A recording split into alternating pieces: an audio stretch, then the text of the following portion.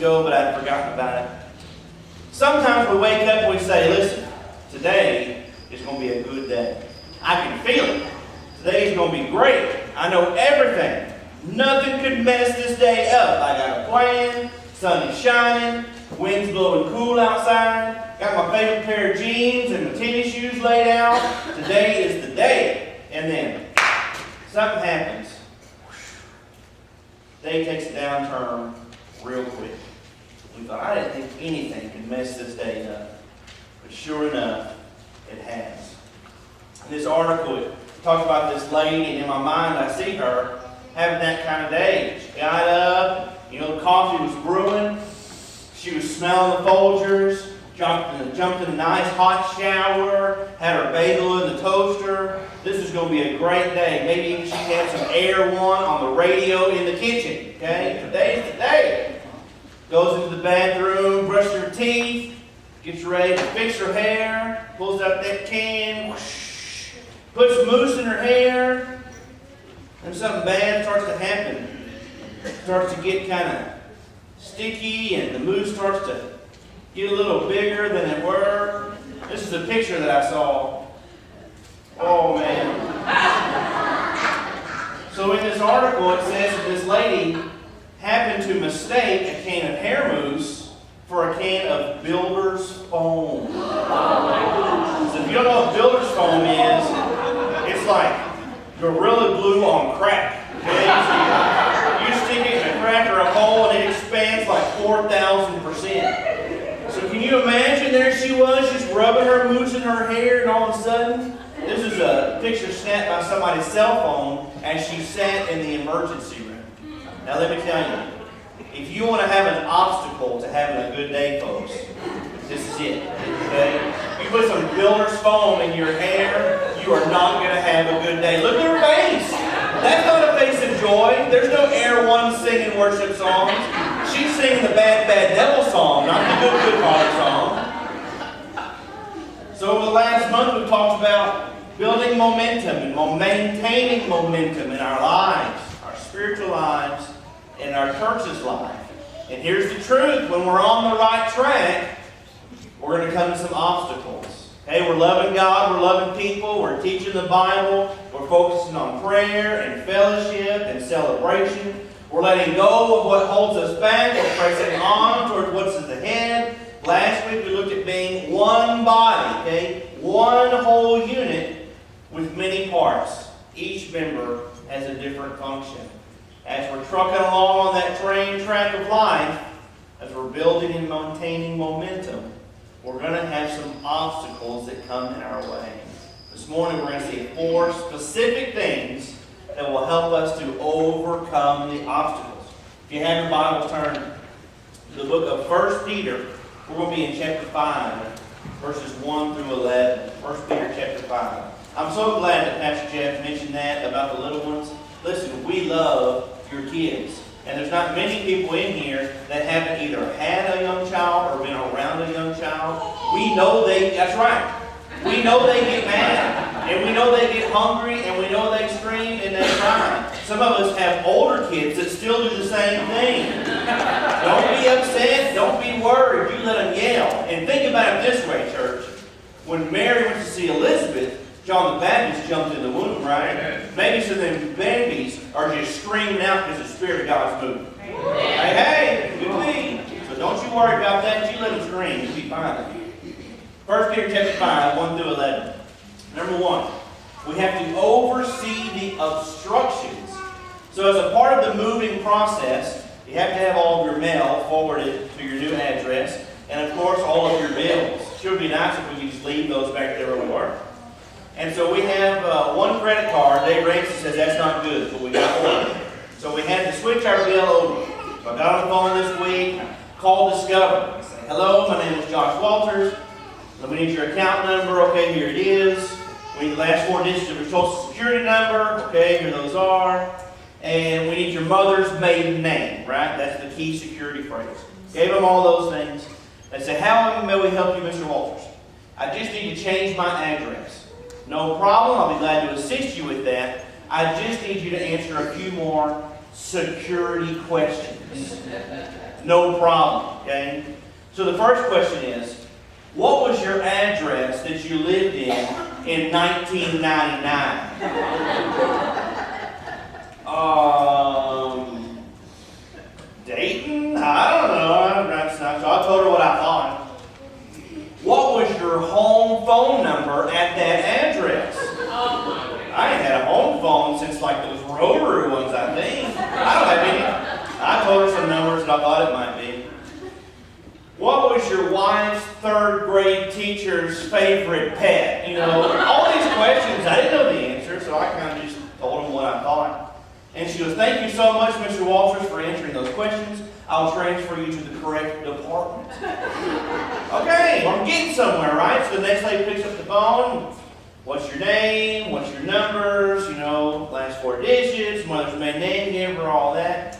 And she says, well, Mr. Walters, the reason that you were transferred to me today is because we are the fraud department. They done turned me in because I couldn't answer my own security questions.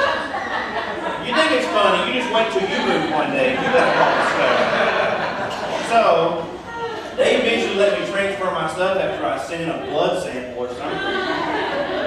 But there was an obstruction to me changing my address. An obstruction is something that blocks or prevents progress. If you choose to progress to have a good day, foam in the hair blocks or prevents progress. If you want to change your address on your credit card statement, not knowing the answers to the security questions blocks or it prevents progress.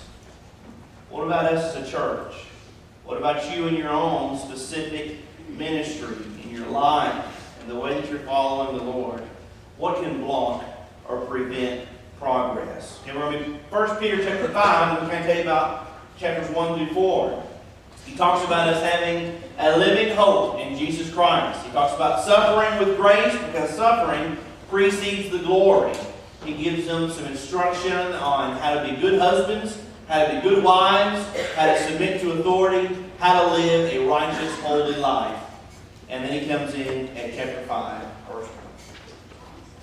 So, I exhort the elders among you, as a fellow elder, and a witness of the sufferings of Christ, as well as a partaker in the glory that is going to be revealed. I exhort, which means I encourage you. So before I even tell you what I'm going to say, Peter says, let me make sure that you hear me from where I'm coming from. Okay? There's nothing worse than somebody trying to come in and tell you how to handle your business, right? Like, let's keep on the kid thing. Let's say that you have a screaming child and they will not quit screaming, and somebody comes over to you that ain't never been around babies, they ain't never have kids, and they try to tell you how to keep your kid quiet. You don't want to hear nothing they got to say. You ain't never had no babies. You don't know what this is like. You just go back over there to your side of the church. Okay? Peter says, I'm not going to come in and try to tell you something unless I know something about it. So let me tell you, I am a fellow elder. I'm with you in this battle. I've had the same struggles and the same fights. I know where you're coming from, and I've witnessed Jesus. I know about him. I've seen him. I know what he went through, and that's why I live for him. And I'm going to be a partaker in glory with you. So listen, before I even tell you what I got to say, I'm on your side. Okay, I've got your back. We're in this together. Verse 2. Shepherd the flock of God that is among you, exercising oversight, not under compulsion, but willingly, as God would have you, not for shameful gain, but eagerly, not domineering over those in your charge, but being examples to the flocks. He's talking to the elders, the bishops, the shepherds, the leaders, the pastors. Okay, that's who he is talking to specifically right now. He says, shepherd the flock. So we understand that analogy. The shepherd cares for the sheep. He makes sure they're heading in the right direction. He makes sure they're not getting hurt or not being attacked. He makes sure they have fields to graze and to feed in. They have streams of cool water to drink from. And they can rest at nighttime. And they can get the protection that they need. We understand the image.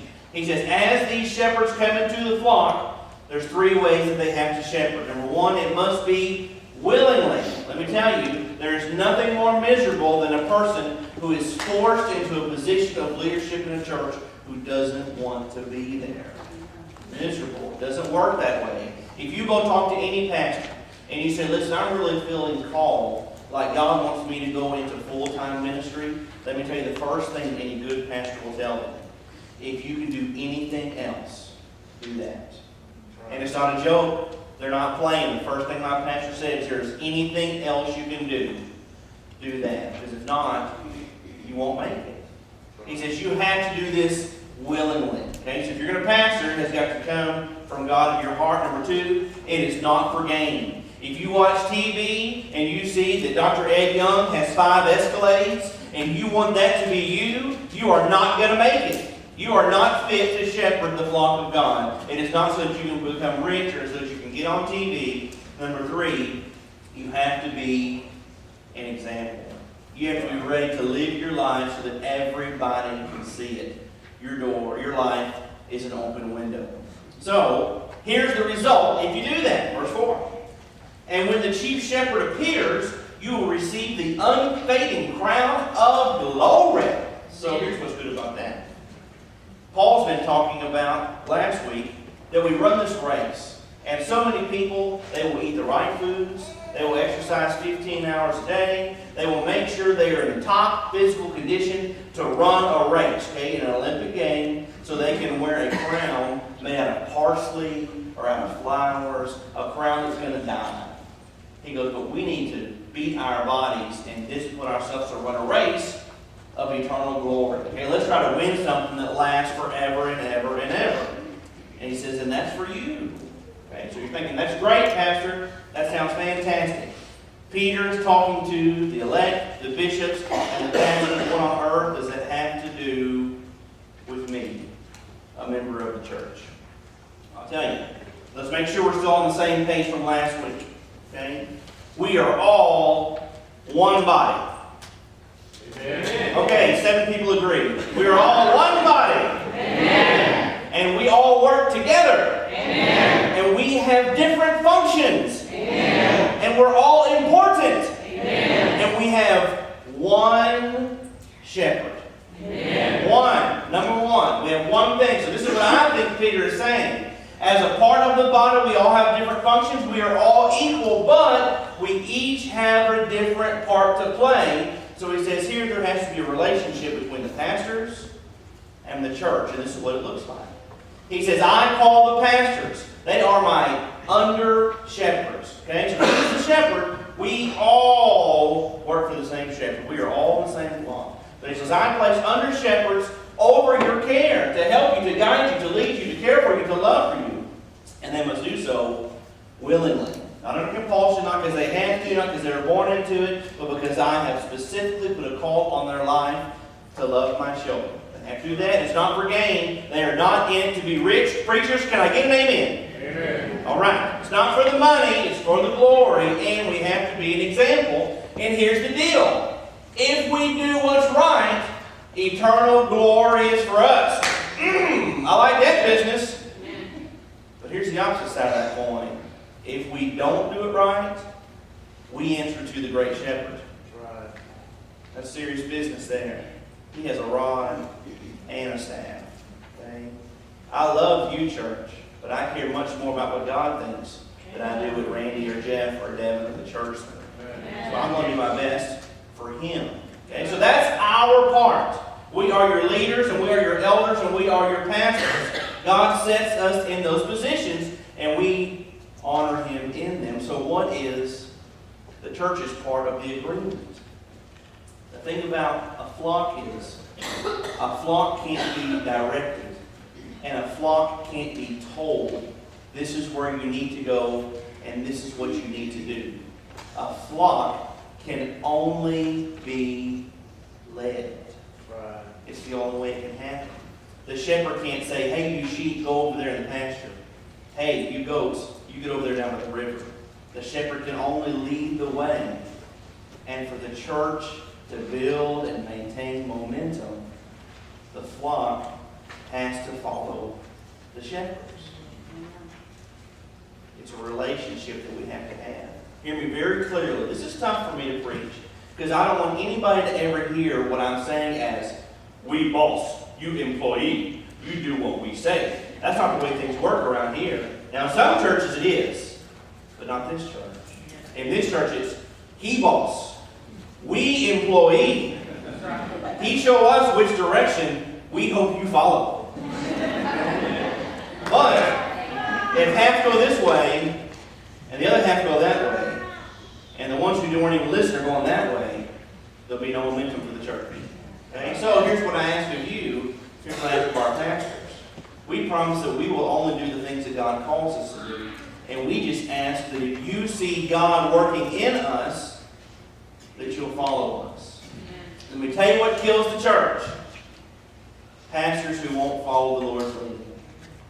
And churches who won't follow their pastors who are following God. It'll kill the church. Number 2.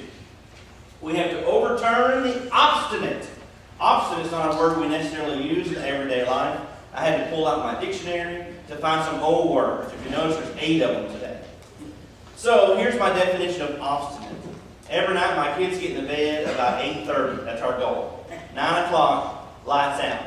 That's when Mom and Dad, we go get into bed and we try to read something so we can be a little smarter, a little closer to the Lord. Almost every night, 7 nights a week, my son Sam wakes up at 10 o'clock. So he sleeps from 9 to 10. And then he comes in our room and he has that, I'm not really awake, but I'm not really asleep look on his face. He's kind of in between, okay? He's the Walking Dead of the Walters house. So he walks in there this week, and his eyes are closed, and he's standing there at the end of our bed, which is just way creepy for any kid to walk in your room with their eyes closed. And he goes, I don't have a bedtime. I kind of look at my wife, like, what'd he say? I don't have a bedtime. I said, yes, Sam, you do have a bedtime, so go back and get your bed. You've been asleep for an hour. I don't have a bedtime. Yes, Sam, you have a bedtime, go get back in your bed. He gets better. Eyes are still closed. I don't have any covers. Yes, Sam, you have covers. They're in your bed, which you climbed under at your bedtime. Go back to bed. I don't have a bedtime and I don't have any covers. So we go get Sam. We take him back to his bed. Guess what? No covers. His blanket is gone, okay? Creepy things around the Walters house. So we start looking around. So in his sleep state, he grabbed his blanket and he took it into the living room and he stuck it in our game closet. We have all our board games. Around the Walters house, we're still in the 80s and 90s. We play Sorry and Phase 10 and stuff like that. So he took his blanket and he shoved it in the game closet. We pulled it out, took it back on his bed. Next morning, 6:30. Sam, do you remember last night? Yeah, I went to bed. That's true. Do you remember what happens after you went to bed? No. You came in our room and told us you did not have a bedtime and you didn't have no covers because you had taken your blanket and shoved it in the game closet not even knowing you did that. No, I didn't do that. Sam, listen to the words coming out of our mouth, okay? We saw this happen with our eyes. You took it, you hid it, and then you went back to bed. Never happened. Never happened. There is no convincing Sam that any of those things are true. He does not believe it. He didn't come in our room. He didn't talk about his bedtime. He didn't tell us about his covers, and he didn't hide his blanket. None of those things happened. Do I really believe that he remembers those things? Probably not. He probably has no idea. But we cannot convince him that those things really happened. Here's the definition of being obstinate. Stubbornly refusing to change one's opinion or their chosen course of action despite attempts to persuade one to do so. It's a great story about Sam Preacher. What's it have to do with us? Contrary to popular belief, sometimes we have obstinate people in the church. Can you imagine that? Good, God-loving Southern Baptists that have opinions that can't be changed. I've never heard of such a thing. We have something wrong with us that we believe there's one right way to do things, and that's my way. And let me tell you who's the guiltiest of all. Chief of sinners right here. Man, there's one way to do it. There's one way that's right. You can convince me all day long that your way is better, and I won't believe it. I'm like Sam. I didn't come in there. I didn't hide it. It didn't happen.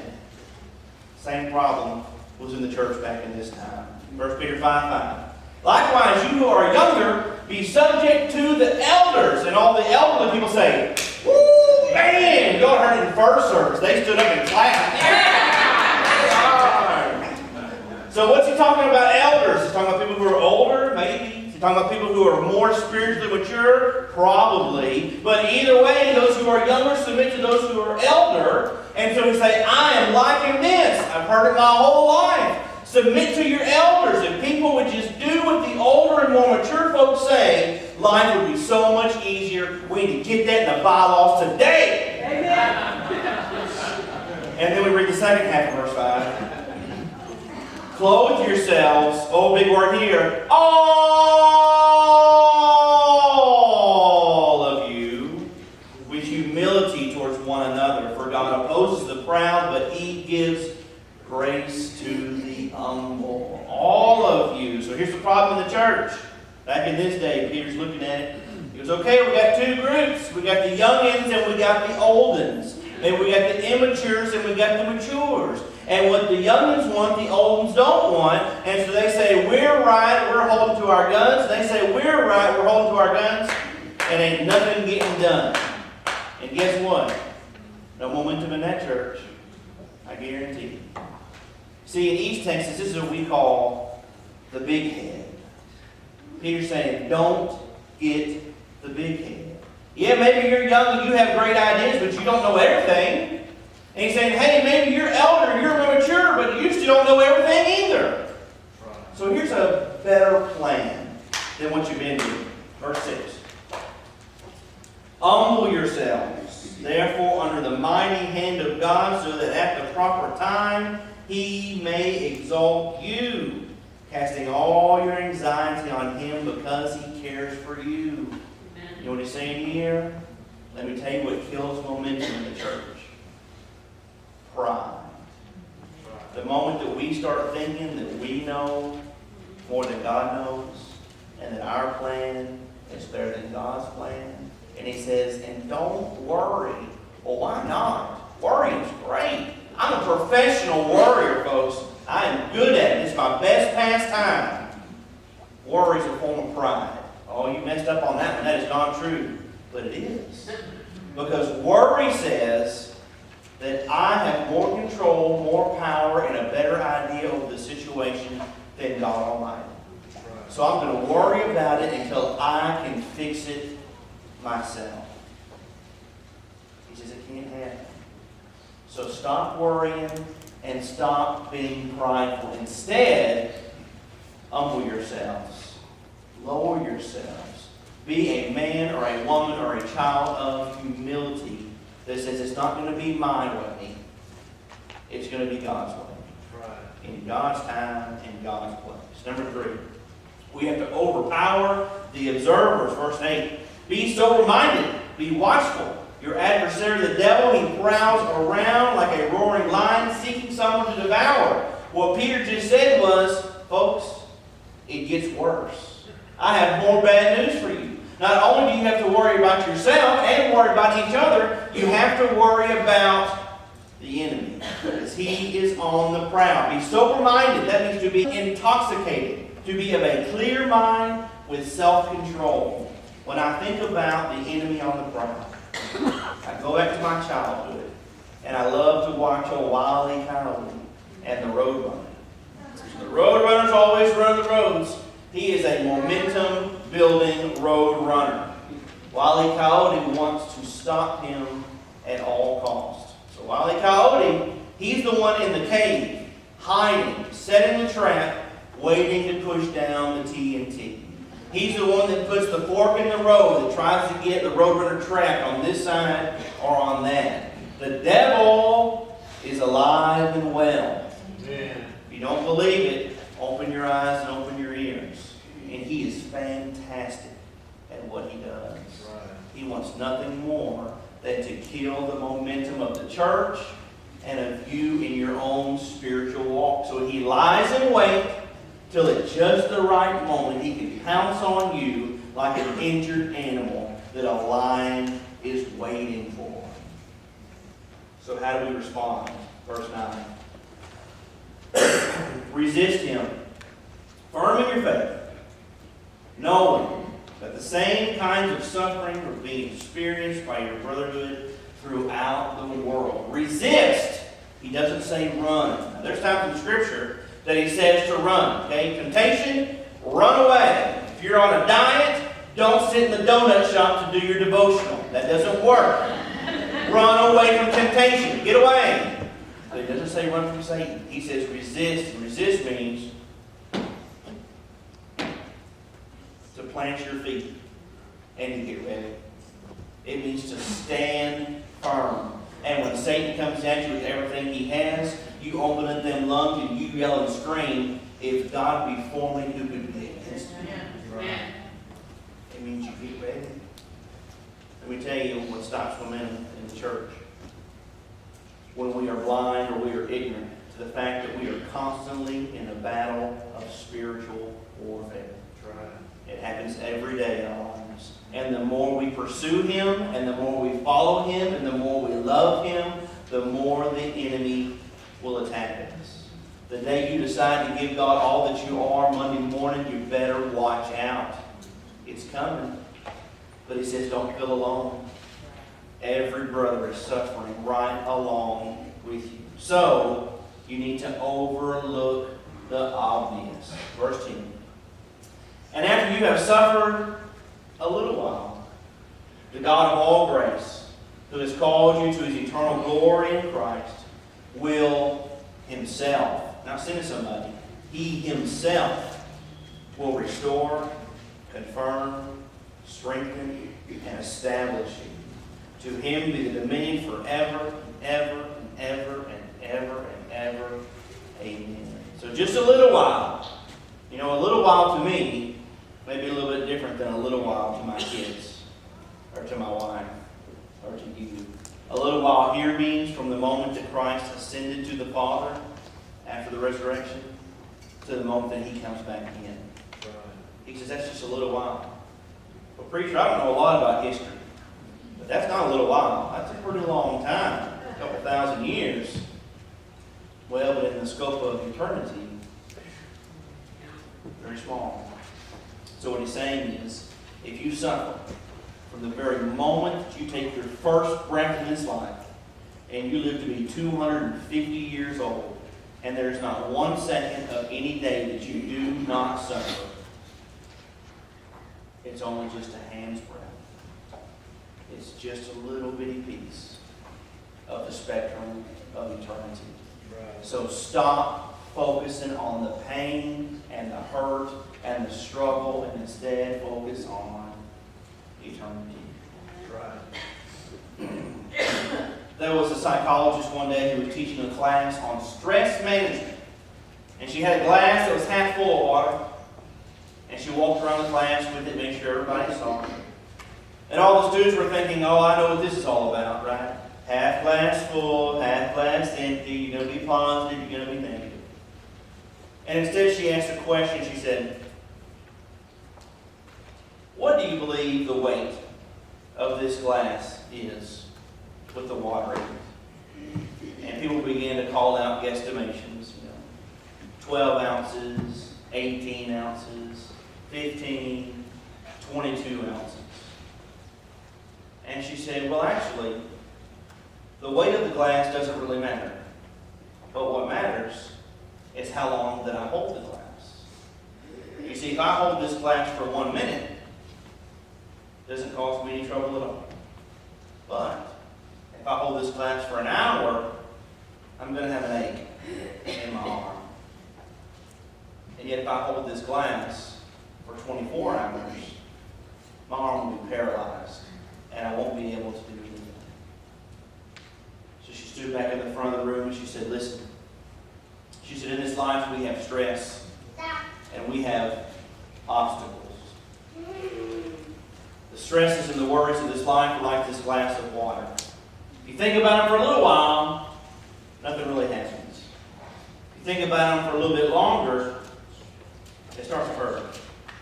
If you think about them all day long, you're going to be paralyzed, incapable of doing anything. So it's important. Let go of the stresses. As early as you can, put the burdens down. You know, one of the greatest troubles that we have in our own lives and in our church is that we have these obstacles. Sometimes they are very heavy, there is no doubt. But other times, they can be so light, but we refuse to let them go or to overcome them. And we just hang on and hang on and hang on until finally we're paralyzed. If we're going to overcome the obstacles, we have to oversee the obstructions. Listen, if your pastors are walking with God and you trust them, follow them. We have to overcome the obstinate. Don't let your pride get in the way of being obedient. We have to overpower the observers. If you don't know it, Satan's watching. And at your weakest moment, he's going to attack you with everything he has, and he's wonderful at it. So stand firm. And we need to overlook the obvious. The road is narrow. The struggle is real. The pain hurts. And the obstacles sometimes are overwhelming. But by God's grace, we can overcome. Right. Lord, today, show us. God, show us the obstacles that are in our lives. God, show us the things that keep us from loving and serving you. God, show us the things that keep us from building momentum in our church and in our lives. Lord, I wonder how many times is it that we are just too prideful of people. Or that we won't listen to you or to your word or to your spirit because we think that we know what is best. Lord, what an obstacle for us to overcome. Lord, perhaps the obstacle for someone here today is the enemy who has been upon them and has been attacking them every moment of every day, and they feel like they can't fight anymore. God, show them today that they don't have to fight alone. Because there are strength in numbers, and there are people here that will fight with them to the very end. Lord, what is the obstacle in our past, in our present, maybe even something in our future that is holding us back or that is stopping our momentum? God, reveal it to us now, full well, that we can see it and we can overcome it. Lord, we ask these things in Jesus' name. Amen. Stand together today. This is the Lord's invitation to you to respond. To respond means that you say, Lord, I heard you. I heard exactly what you said to me today, and I know what I need to do. Or maybe I have no idea what I need to do, but I'm going to trust you. I'm not going to trust myself. Maybe you say, I've been fighting the fight for too long, and I'm tired, and I'm weary, and I'm worn out. And the Lord has told you, well, quit fighting it alone. Come and allow this body of believers to gather around you. Maybe today you could say, I'm just afraid. And I need some encouragement. That's why your pastors are here. That's why we're here. If you want to come and pray with me, come and pray with me. If you don't like me, come and pray with Brother Randy. If you don't like either one of us, we're going to start having a women's ministry leader up here every week. Maybe you're a woman who needs to pray with another woman. So Sister Wendy's here today. Maybe you just need to come and fall down at this altar. Or maybe kneel where you're at. Maybe stand where you're at. Wherever it is that you need to be, that you can respond to Him. We pray that's where you will go. Pastor Jim, you lead us.